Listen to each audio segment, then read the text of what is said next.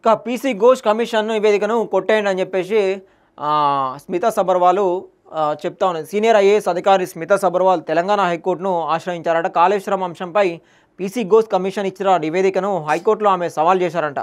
నోటీసుల జారీ, వాంగ్మూలం నమోదు చేసిన విధానాన్ని సవాల్ చేసిన ఆమె ఆ నివేదికను కొట్టివేయాలని కోరుతూ పిటిషన్ దాఖలు చేశారంట. ఈ నివేదిక ఆధారంగా తనపై తదుపరి చర్యలు చేపట్టకుండా మధ్యంతర ఉత్తర్వులు ఇవ్వాలని కోరినట్లు సమాచారం అంట. ప్రస్తుతము ఈ పిటిషన్ రిజిస్ట్రీ పరిశీలనలో ఉండగా పరిశీలన పూర్తయి లిస్ట్ అయిన తర్వాత విచారణకు వచ్చే అవకాశం ఉందన్నట. ఇప్పటికే ఈ వ్యవహారంలో ప్రభుత్వ మాజీ ప్రధాన కార్యదర్శి, నీటిపారుదల శాఖ మాజీ ముఖ్య కార్యదర్శి ఎస్కే జోషి హైకోర్టును ఆశ్రయించగా ఆయనకు ఇటీవల ఊరట లభించిందట. కమిషన్ నివేదిక సిఫారసుల ఆధారంగా ఆయనపై ఎలాంటి చర్యలు తీసుకోరాదంటూ హైకోర్టు మధ్యంతర ఉత్తర్వులు ఇచ్చిందట. మరోవైపు ఈ నివేదికను సవాల్ చేస్తూ దాఖలు చేసిన పిటిషన్లో కౌంటర్ దాఖలు చేయాలని ఆదేశిస్తూ విచారణను కేసీఆర్, హరీష్ రావుల పిటిషన్లతో పాటు అక్టోబర్ 7కి హైకోర్టు వాయిదా వేసిన విషయం తెలిసిందే. ఈ నేపథ్యంలో తాజాగా స్మితా సబర్వాల్ సైతం ఉన్నత న్యాయస్థానాన్ని ఆశ్రయించారట.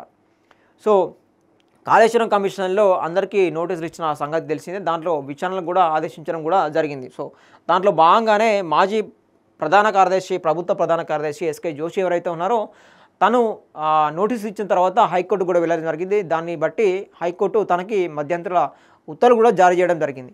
సో అట్లనే ఇప్పుడు అక్టోబర్కి పోస్ట్పోన్ అయిన ఏదైతే విచారణ ఉన్నదో అక్టోబర్ 7కి, ఇప్పుడు దానికంటే ముందే ఈ స్మితా సబర్వాల్ ఎవరైతే ప్రభుత్వ ముఖ్య ప్రధాన కార్యదర్శిగా, అదనపు కార్యదర్శిగా ఉన్న స్మితా సబర్వాల్ గారు ఎంక్వైరీ ఆపండి అని చెప్పేసి చర్యలు ఏవైతే ఉన్నాయో తదుపరి చర్యలు ఆపేయాలని చెప్పేసి మధ్యంతర ఉత్తర్వుల కోసము హైకోర్టును అయితే ఆశ్రయించడం జరిగింది.